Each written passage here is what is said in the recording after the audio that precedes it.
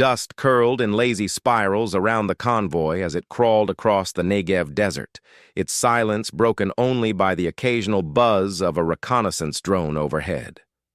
Lieutenant Colonel Yael Dror stood atop the command vehicle, scanning the parched horizon with a pair of digitized tactical binoculars.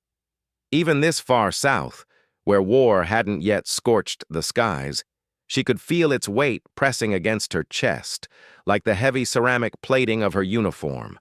Somewhere beyond the hills, beyond the border and deeper into shadows, Iran's missile arrays stirred. In Tel Aviv, deep inside a war room that resembled an underground hive more than a command center, a holographic map pulsed with red vectors. Every dot represented a missile silo, launcher, or mobile unit confirmed by satellite.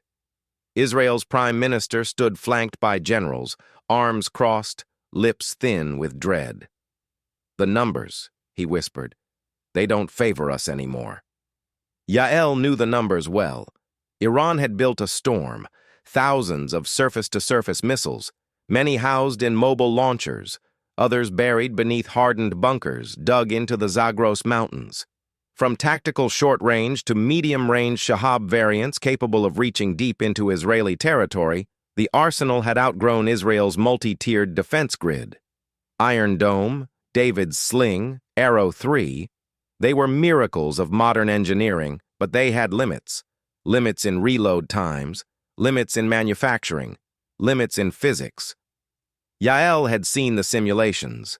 A saturation attack, the kind Tehran had quietly rehearsed in war games and parades, could overwhelm the defenses. No amount of interceptor finesse could make up for the sheer arithmetic of war. She pulled the binoculars from her face and descended into the vehicle. Inside, the glow of command terminals lit up the faces of her crew. "Deploy pattern Alpha 7, she ordered. "This sector needs eyes and a backup radar net within the hour." Outside, the sky remained blue, deceptively calm. Far from the desert, in a fortified control room beneath Qom, General Hamid Zareen watched the same satellites from a different perspective. He wasn't Israel's caricature of a warmonger. He saw himself as a rebalancer. For too long, the Zionists had possessed technological supremacy, drones that danced through airspace with impunity, cyber tools that sowed digital plague in nuclear plants, bunker busters that hummed warnings underground. That era was ending. Behind Zareen stood the final phase of his plan, Operation Martyr's Storm. Hundreds of missiles staged across a web of launch platforms, capable of releasing in waves so dense they could shatter the myth of invincibility. A few interceptors would succeed, he admitted. But they couldn't stop all of them. They wouldn't. Back in Tel Aviv, Yael stood before the newly unveiled Goliath system, an experimental AI defense processor designed not merely to intercept, but to predict. Its synthetic neural net could analyze flight paths, acceleration arcs, even contextual timing. It promised a new form of defense, anticipation over reaction. She had her doubts. "Can it outthink saturation?" she asked the technician. He hesitated. "It learns faster than we can think. But it needs data, real war data. Until then, it's a theory with a nervous system." In the days that followed, the IDF mobilized in quiet terror. Missile interceptor factories worked double shifts. Airfields filled with drones ready to fly suicide missions. Patriots were repositioned, while civilian shelters were tested and retested.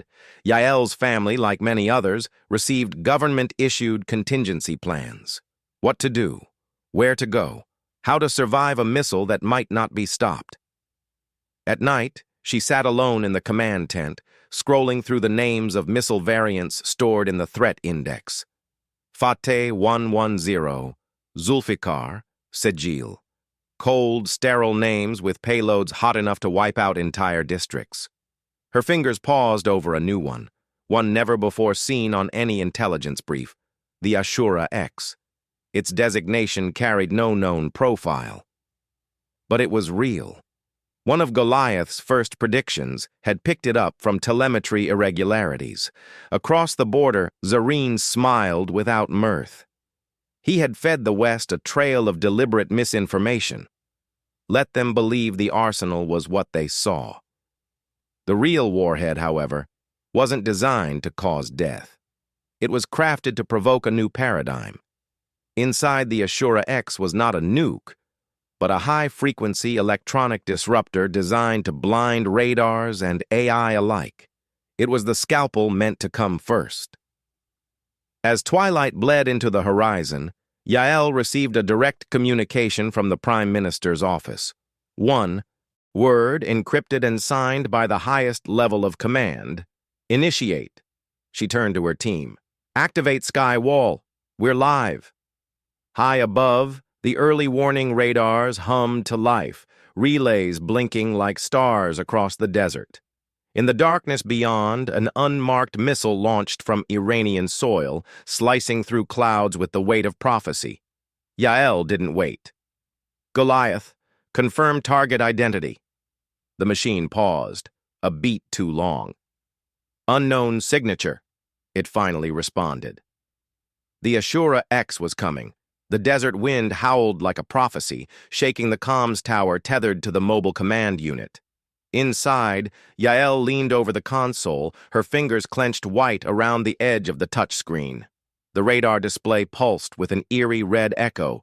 The Ashura X was still inbound, hypersonic, evasive, unpredictable. It wasn't just a missile, it was a phantom. Goliath still can't lock a signature, the technician beside her said, voice tight with restrained panic. It's masking itself. Infrared suppression, signal scatter. It's like trying to catch wind with a net. Yael narrowed her eyes.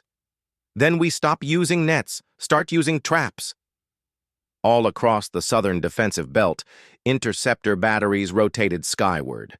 The sky over Israel lit with brief staccato flashes as Iron Dome and David Sling attempted interception routines, launching in blind bursts. Yet each time the systems fired, the Ashura X changed trajectory, twisting its flight path in erratic spirals. It was adapting in real time, as though it were alive, or worse, pre-programmed to expect the logic of their defense matrix.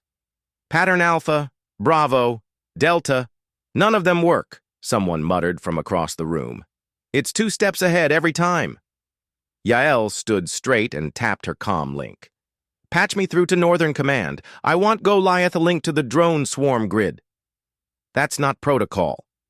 I'm rewriting protocol.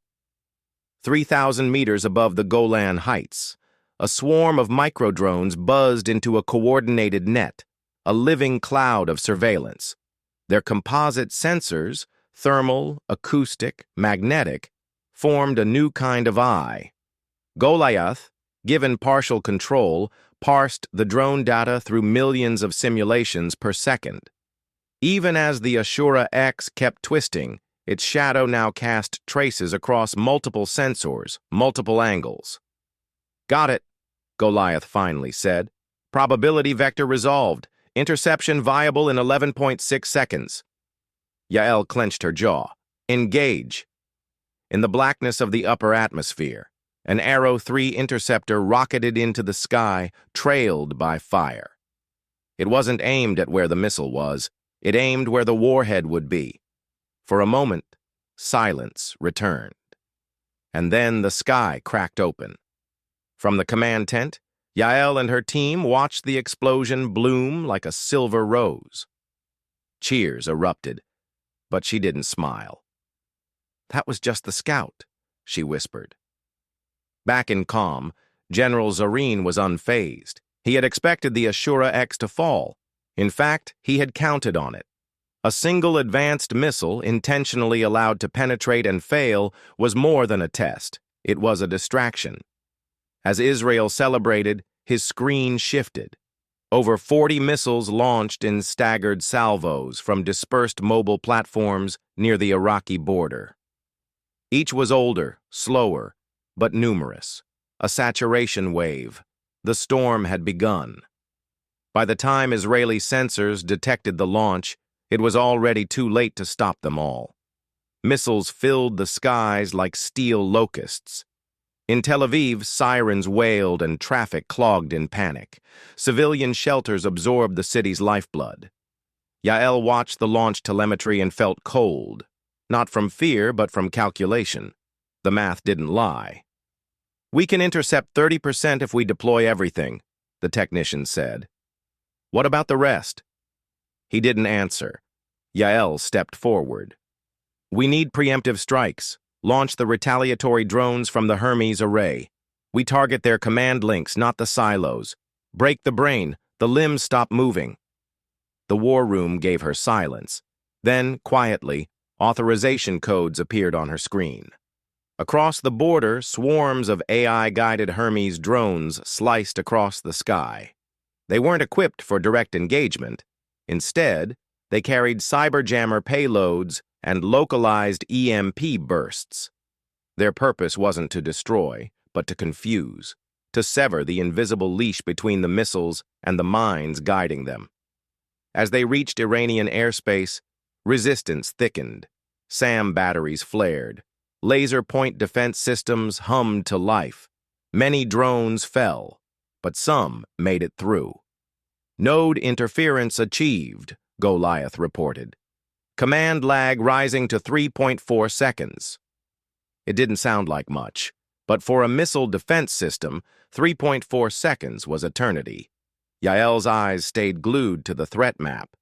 Interceptors fired in tighter sequences now, each one guided not just by radar, but by Goliath's constantly evolving data stream. Fewer missiles breached the line.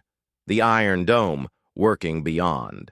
Its projected stress limits, cracked from near collapse, but held. One missile slipped past the defenses. It hit an industrial zone north of Beersheba. Casualties were reported in seconds, 20 dead, 42 injured, a power grid destabilized. The silence in the command tent was suffocating. Zareen watched the feed of the explosion and nodded once. "Proof of reach," he said. "That's all we needed." But even as he spoke, something strange occurred. His own command screen flickered, then died. Emergency lights kicked on. He turned to his security officer. "We're being jammed." From beneath Mount Carmel, Israel had deployed a final failsafe, one buried beneath kilometers of stone and silence. Malkut, a cyber warfare protocol too volatile to test during peacetime, had been activated. It was designed not to hack, but to overwhelm. It flooded Iranian defense systems with false commands, outdated code, mimicked launch requests. It burned bandwidth like fire through dry leaves. Zareen stood stunned. His missile network began firing not at Israel, but at each other. In Tel Aviv, Yael stared at the reversal on the screen. "They're in chaos." And yet her hand did not release from the edge of the console, because she knew this wasn't the end, only the opening act. The ash still hung in the air, faint and ghost-like, as Yael stepped outside the command shelter for the first time in 17 hours. The sunlight broke through a wounded sky, blue scorched at the edges with the smoke of war. She stared toward the east, where the last wave of Iranian missiles had been diverted, destroyed, or left leaderless mid-flight. The cost of survival had been steep. Goliath's system status was marked in red, 73% degradation. The Hermes drone array was down to 14% operational capacity. The Iron Dome batteries had been pushed past engineered limits. Some units would never fire again. And yet, they had endured. But endurance was not victory. From a rooftop in Qom, General Zareen gazed across a skyline fractured by confusion and silence. The backwash of Malkut, the Israeli cyber protocol, had drowned his network in misinformation. Most of his reserves were now cut off, blindly waiting for orders that would never come. Worse, rumors swirled in the ranks that Tehran had been infiltrated, that the launch authority had collapsed into internal factions. Zareen, still cloaked in his duty, knew better. Collapse hadn't arrived yet. But the center was cracking. He tapped a secure comms link to a name buried deep in the Revolutionary Guard's covert archives. A sleeper commander in western Syria, unknown even to most of his own ministry. There was no image on the call, only a voice like gravel and silence. "The second key?" Zareen answered with a single word. "Activated." In a reinforced chamber beneath Haifa, Yael received the encrypted data packet minutes later. Her eyes scanned the intercepted communication twice. Then again. It wasn't just a secondary launch order. It was something far older, part of a project believed shelved after 2019. She turned to her second-in-command, Avi, whose eyes went wide as he read over her shoulder. "They're not escalating," he said. "They're unbinding something." The something was codenamed Damavand, a long-range atmospheric cruise system with fragmenting payloads designed not for destruction, but paralysis. One burst could disable a city's electrical and digital life. 5 could shut down an entire nation. Israel's layered defenses were designed against missiles, rockets, even cyber attacks. But Damavand was different. It moved low, near terrain, slow and silent, below radar and above suspicion. Invisible not because it evaded technology, but because it mimicked it. Goliath could not model a path. The drones were exhausted. The satellites were blind to it. Yael knew what that meant. "You'll have to go analog," she said. Avi blinked. "Analog? We need pilots. Old school, human eyes, human instinct." Within 30 minutes, an elite flight squadron lifted off from Negev Air Base, flying pre-programmed search patterns through the Jordan Rift Valley, sweeping through radar shadows where machines had failed. Among them was Colonel Malka Rez, a combat veteran with 2 decades of aerial reconnaissance under her belt. She flew an upgraded F-15I Ram, stripped of AI overlays, running on minimal tech to avoid interference. It was Malka who spotted the first Damavand drone gliding beneath the clouds like a phantom ray. She didn't wait for confirmation. Her missiles didn't lock, so she aimed manually. The sky shattered in a thunderous bloom, fire curling like a fist through the evening clouds. 3 more emerged in response. Malka banked hard, pulling G's she hadn't felt in years. The comms buzzed with voices from her squad, 1 down, 2 evading, 1 trailing a Damavand to its projected descent point, Tel Aviv.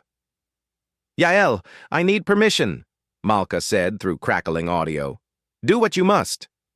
Malka gritted her teeth. "Then I'm ending it." She dived beneath the low-flying drone, matching its altitude, flying nose to nose, daring the payload's guidance system to register her as a threat. But Damavand was not built for direct conflict. Its sensor brain only recognized mechanical systems, not flesh and will. It didn't see her coming until her wing clipped its navigation fin. Both aircraft went down. In Tel Aviv, the sky lit up not with impact, but sacrifice. Malka's signal went silent, but so did the drones. In the command center, no one spoke. Then Yael whispered, "She gave us another day." That night, as diplomats scrambled for ceasefire terms and satellite uplinks flickered with UN demands, Yael walked outside alone. The wind had changed. The air was cleaner, but the memory of smoke lingered in every breath. Behind her, Goliath's voice, faint and grainy, broke through. "Analysis complete. Probability of further aggression now below 8%. She didn't look back. "Then let's use the quiet," she said, "to remember who paid for it." And somewhere in the deep night, across borders and silence, General Zareen stood watching the lights of his city flicker and return. Not all plans had failed, but some ghosts now had names, and they would not be forgotten.